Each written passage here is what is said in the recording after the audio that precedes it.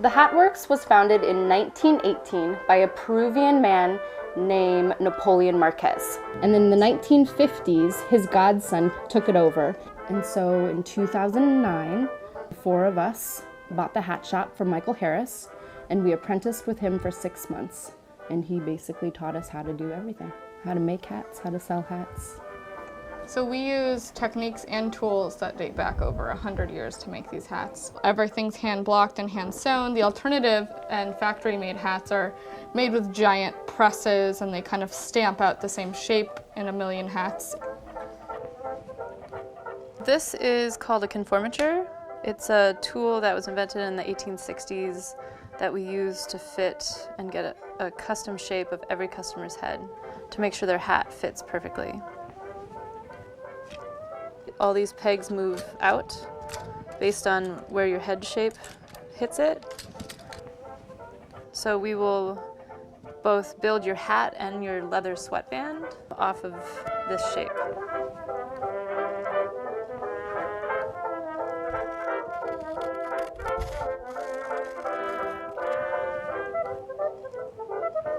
This is a vermilion. It also has individual little pins that are adjustable. So following the guide of your conformator, I can blow your head back up into life size while you're not here. So I can make a hat without needing your head right next to me.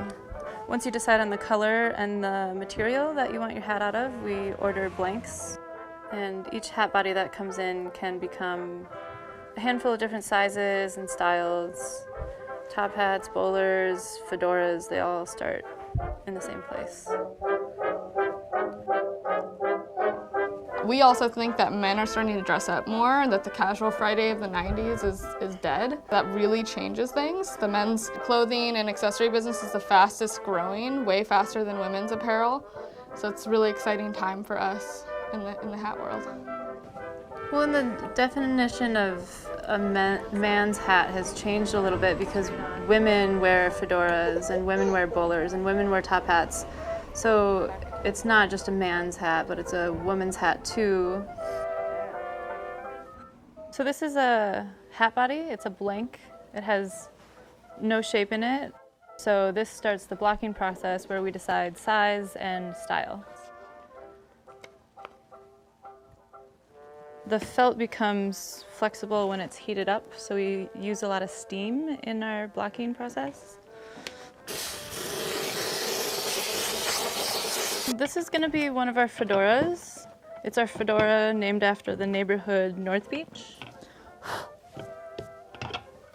So that's the first step of the hat blocking process. It's on the round block, and now it'll sit over here on our workbench for a day or two, depending on the weather.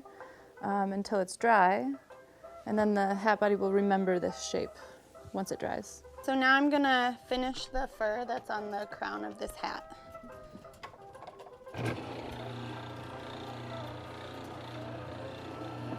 So it's like teaching all the hair to go in the same direction, and it's also drying it to ensure that all of the felt is dry.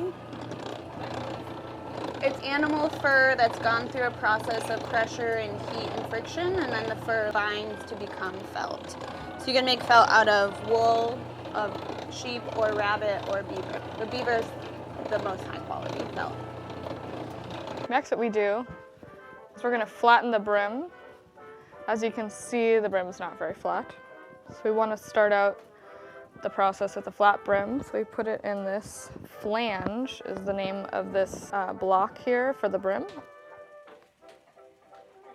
Cover it with a protective piece of cloth. And again, we want to create steam in order to shape the brim, so we wet the brim and then use a hot iron to flatten it. This iron weighs a lot, so we have very strong arms now. So we put the upside down hat under this giant sandbag. Pull it down. This also weighs a lot. And this just puts pressure on the shape that we want the brim to take. So this is a brim cutter, also known as a rounding jack. And you can adjust how long the brim is by undoing this wing nut here. So now we're gonna cut the brim of this hat. So when we get the bodies are the pieces before they're really hats. They come with really long, uneven brims, and we can cut them down to pretty much any size we want.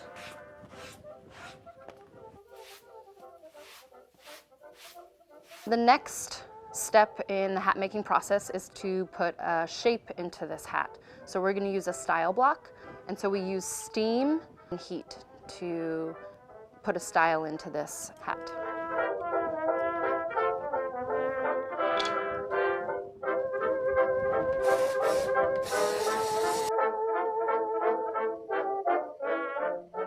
I think symmetry is really important in terms of how long the dents are. So now I'm taking the shape blocked hat and putting the sweatband in, which is sized to the head of the customer.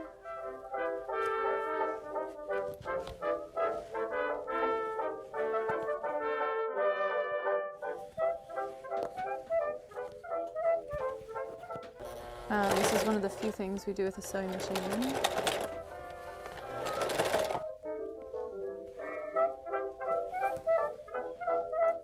Putting the ribbons and the button cords on the hats by hand, all hand stitched. The fact that we hand stitch on our ribbons is something that really sets us apart from other hat making companies, because a lot of them will glue the ribbon right onto the hat to save time, but then it ruins the felt.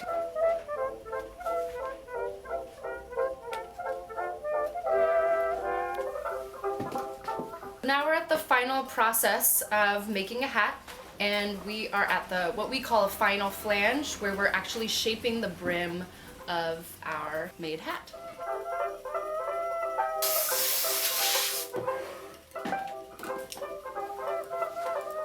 And our cloth.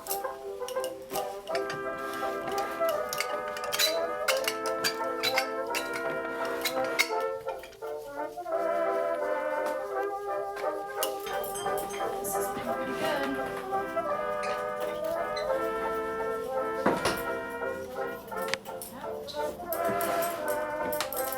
So there we have a hat in its final form.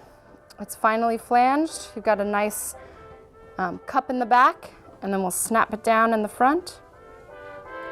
And that is a perfect fedora silhouette. Making men's hats is an art that is rare to come across. Not a lot of people do it anymore. It's special.